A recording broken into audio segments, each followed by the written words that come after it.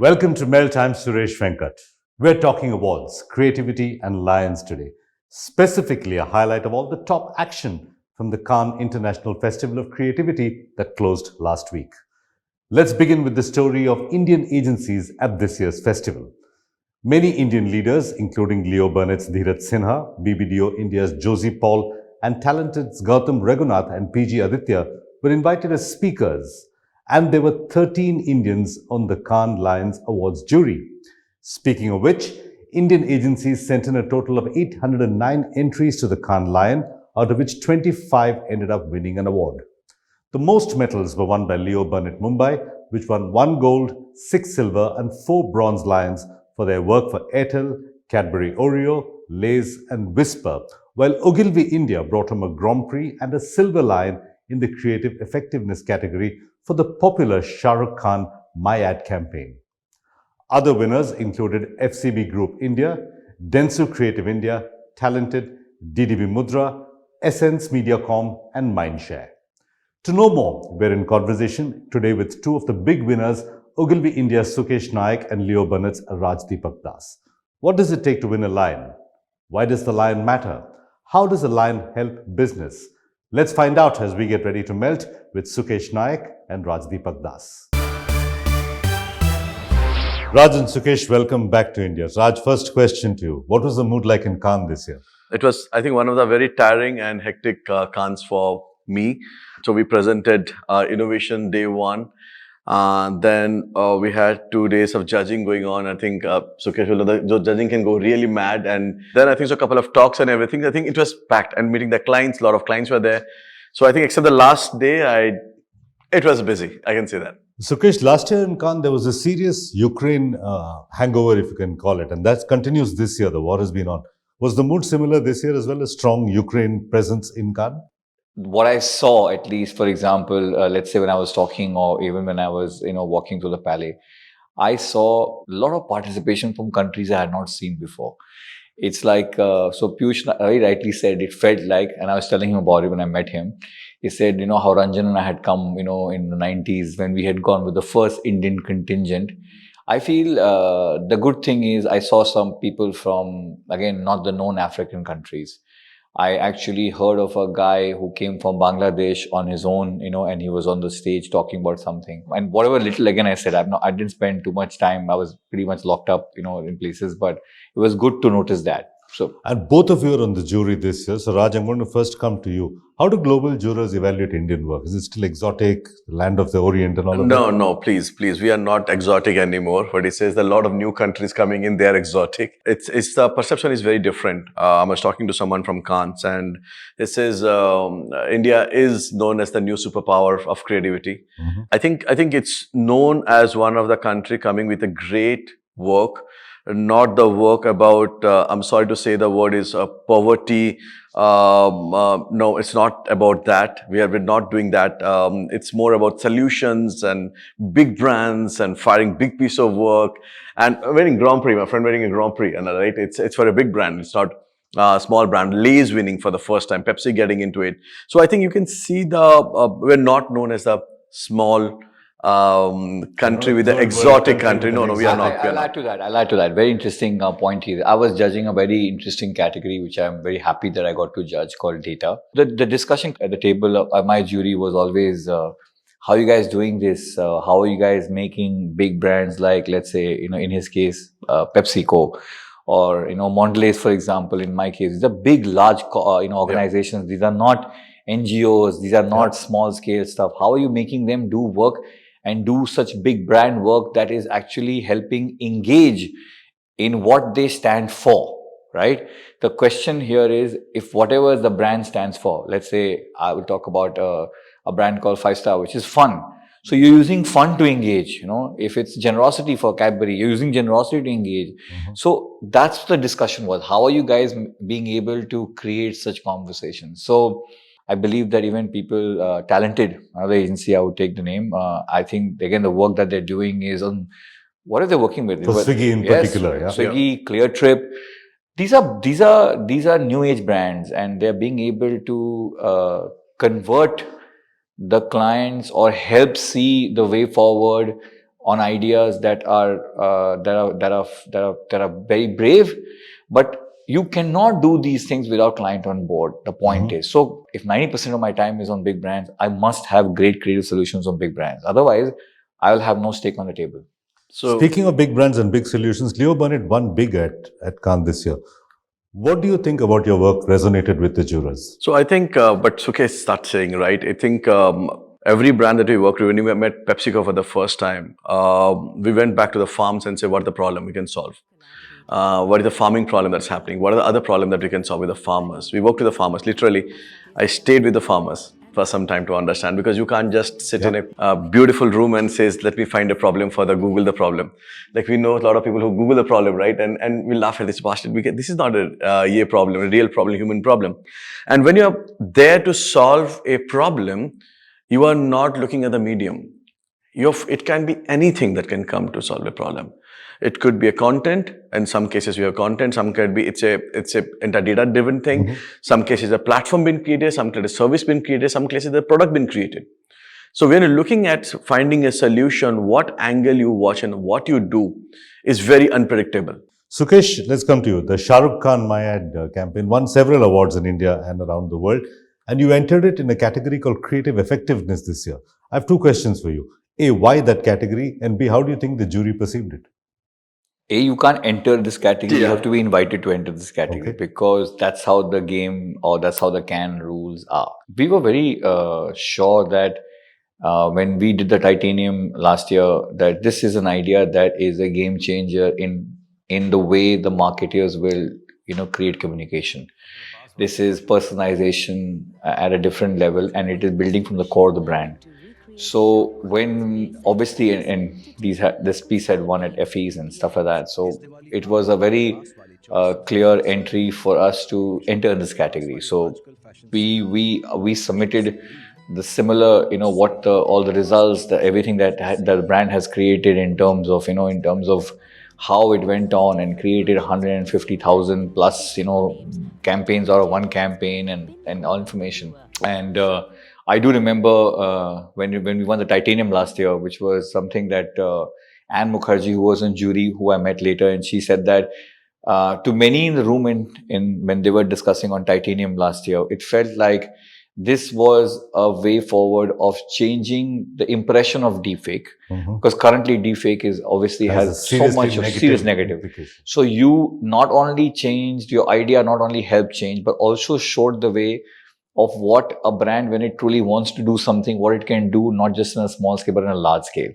So I guess these must have been, the kind of discussion they may have had. And it was nice that it was liked and appreciated. So Raj, what does it take to win a Lion, and what does it take to win a Grand Prix? There's no formula to it. I think, again, I will repeat it, solve human problems. Okay. That's the first thing you have to think of it, because what works for people will work for the brands. The reverse will never work. What works for a brand may not work for people. You can't fit it. You can't fit it. It's like we're talking about Cadbury's, and a great example of it is it had a human solution to it in the center of it. 150,000 ads made by people who would never think of they can make ads, or having a chapter changing the entire school books, which is not going to change just our female hygiene in the case of Whisper.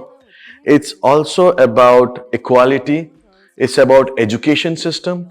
It's about getting people back, girls back to the workforce, which will change the way the country's GDP is going to be. In the next 10 years, we're looking at it, it's going to be $100 billion. This is going to come in. And I think so mostly what is the new factor that it's not the solution only. Solution within, what is the new thing that you're putting in? So it goes into multiple layers that goes in. In my category mainly, it was tough. Because I was telling Sukesh, and we're discussing in this thing, is first SDG, Sustainable Development Goal. You have first bunch of creatives who are thinking, is it creative or not? Then comes the UN guys sitting there. UN guys saying, is it part of my SDG goal or a global goal or not? And he says, no, this may look beautiful, but it's not an SDG goal. Then comes the third one. If it is winning, can it be put into other countries to make a solution be done? Or it's only for that country? Like for the Grand Prix, the jury's choice was the MasterCard. It's a solution for Ukraine. He says, okay, it can be a solution for Ukraine. It can be a solution for Syria. It can be a solution for any immigration crisis of any countries. It says, can it be go into global scale and become big? So it has to go through multiple phases to win a Grand Prix. So one of the interesting thing, in the room was people love to follow trend. Technology is not a trend. Technology is a tool. You can't make it a trend. One of the things I remember in our first shopping that we did in our category was anything just felt like a formula technology with no idea. Is there a creative idea here or not? If not, gone. I think that was Can't be a solution looking for a problem. Yeah. So, or also, is this just a technology idea that exists? Let's say, so what is a creative idea on the table? Okay. Because at the end of the day, at Cannes, we work creativity. It's a creativity festival, right? It's not a festival of technology. Sukesh, you've been a regular at the Curious Awards over the last few years. A lot of the entries that win awards at Cannes also have won awards at Curious. What does this say about an Indian award like Curious? We've been part of Curious from day one, if I'm correct. And I think I've always maintained the amazing part of Curious is that it's our fraternity from India, creative people, our friends, and the ones who compete with peers are the jury members in combination with some people who come from outside who we respect. Somehow, this is my reading, the ones that really make it here, the conversion rate of that at a Cannes level is much higher. There are two things it says. That my fraternity and my peers actually have an ability to gauge what is the mood when it comes to what is a great idea. And I think you guys have been very good at putting the team together, which is, again, I repeat, which is only from our community and our business. So we have the ability to gauge what can win. The only difference is, of course, at Cannes I'm seeing global work, in here I'm seeing local work, but the debates are similar. What is why is the idea important? What does the idea do? Is this, like, for example, what I spoke about a little earlier, is it just technology? Is it, and that's nice because those are the conversations to have in the room, and those are the conversations that eventually the group of people decide. See, whether you win or not is always maintain that it's a question of how a collective people think. But the conversations are similar. The context is here we see local work, there you see global work. But what wins here? And I would say, again, the kind of work that won this year, if you saw, the conversion of that was, whether it was from Dentsu, whether it was, I know the work that they had, or Mondelez has spent on, bring back for Talented, all of them made it. All of them made it at Cannes. They have all come back with something or the other. I personally think they should have been better, shinier, but that's my personal point of view. But that's okay. Okay, final question for you, Raj. Winning a lion, does it help generate more business domestically in India? More clients come to you? Massive. I'll tell you, last year and this year. Last year, that time, we had a lull period. And by the Wednesday, you know that the last day what's going to happen, Friday when it's going to happen. The best part was in the middle of a global pitch, one of the global pitch, and Dheeraj and me went to a meeting and a party, one of the party, and the client says, trying to very poker face, listening to us. That time someone passed by and said, "Hey, congratulations." I said, "What? Why they're congratulating you?" I said, "We just got a Grand Prix."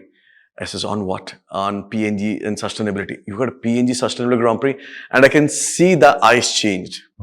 I'm not kidding. We see the eyes changed. What happened?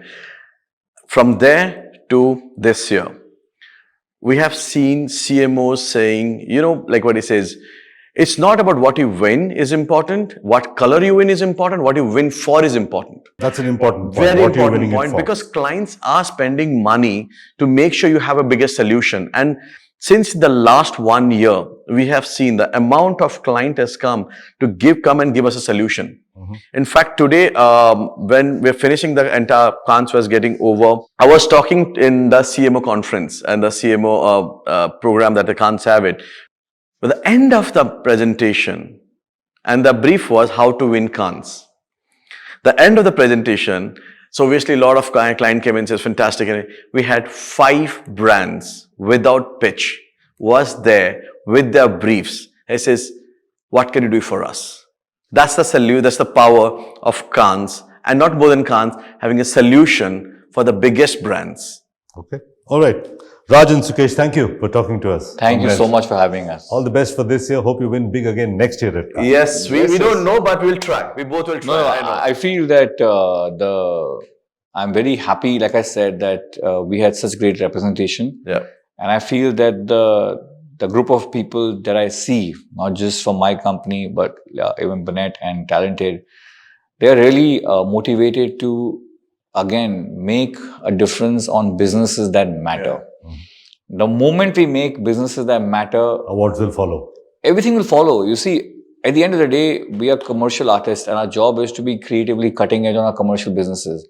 We deliver that, everything will come, everything will follow. You chase the other way around, there is no result, there's nothing will come out of it. So I think what I've seen in the last, I was just talking today, the last 2-3 years, it's literally a new India which is emerged as the amazing creative work coming out, and that actually changing things. Right? I like your term, creative superpower. Okay, on that note, we have to end the interview. Thank Once you. again, Raj, Thank you. Sukesh, Thank you. Thank you Thank for you. being with us. Thank you. Thank you. In its 70th edition, the Red Letter event continued to bring together the global communications and marketing industry to celebrate creativity and the power of ideas. Let's dive in and see some of the Grand Prix winning work that the industry deems to be the best of the best this year. We start off with the Titanium Lion Grand Prix winner titled The First Digital Nation. In a response to the escalating threat of rising sea levels, Tuvalu, a small Pacific island nation comprising 9 islands and a population of 12,000, decided to establish itself as the world's inaugural digital nation. By leveraging the power of the metaverse, Tuvalu aims to safeguard its rich heritage and history, which are at the risk of being lost to the encroaching waters. This idea was from the Monkeys, part of the agency Accenture Song. To most people, the metaverse promises a chance to escape from the real world. But for one country, it's the last chance for survival. In a matter of decades, Tuvalu, a low-lying Pacific nation, will disappear due to rising sea levels. In addition to the displacement that comes from loss of physical land, the people of Tuvalu face another threat: the loss of their rights as a nation. International law currently dictates that without a defined physical territory, a country cannot exist. Tuvalu's maritime borders, international voting rights, and place on the world stage will all be lost. Working with the Tuvaluan government, we launched a radical plan for survival. Tuvalu will become the first digital nation. We announced the plan to the world at COP27, where Minister Simon Kofe delivered a speech from the first part of the digital nation. Piece by piece, we'll preserve our country, provide solace to our people, and remind our children and our grandchildren what our home once was. The launch reached 2.1 billion people, and the resulting conversation put pressure on world leaders to act. So far, 9 countries have recognised Tuvalu's digital sovereignty, putting them on the path to remaining a functioning state.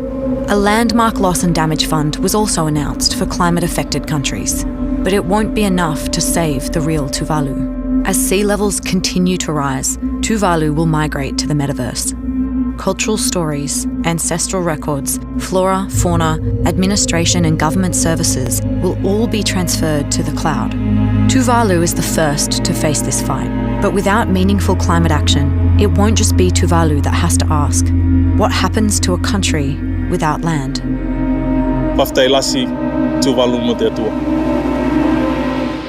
The other crowd favorite at the Cannes Lion Festival is the film category. This year, the jury recognized 2 very different campaigns as Grand Prix winners. First, a comedy short promoting a product, and second, a moving film tackling suicide prevention. Both pieces showcase the power of film to move audiences in different ways. Take a look.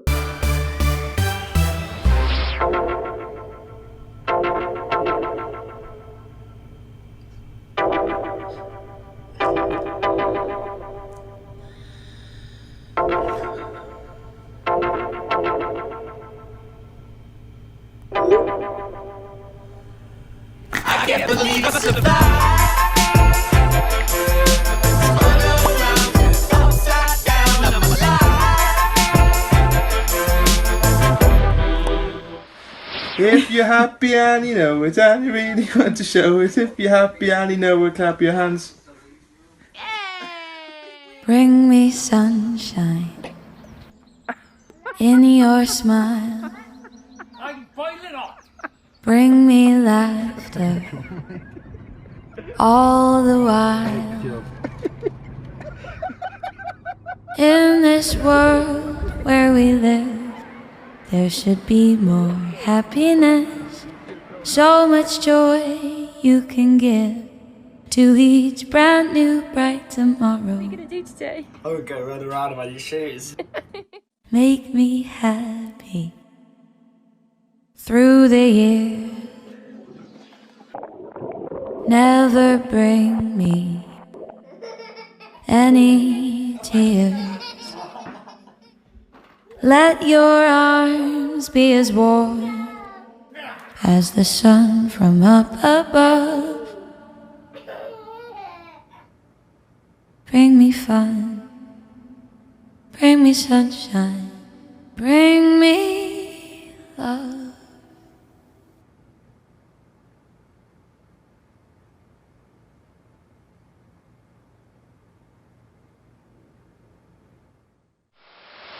And with that, it's a wrap on this episode. You can follow Melt on social media. The handle is Ready to Melt, or simply log on to readytomelt.com. If you'd like to follow me, I'm at Suvenk on Twitter. Till next week, goodbye and thanks for watching.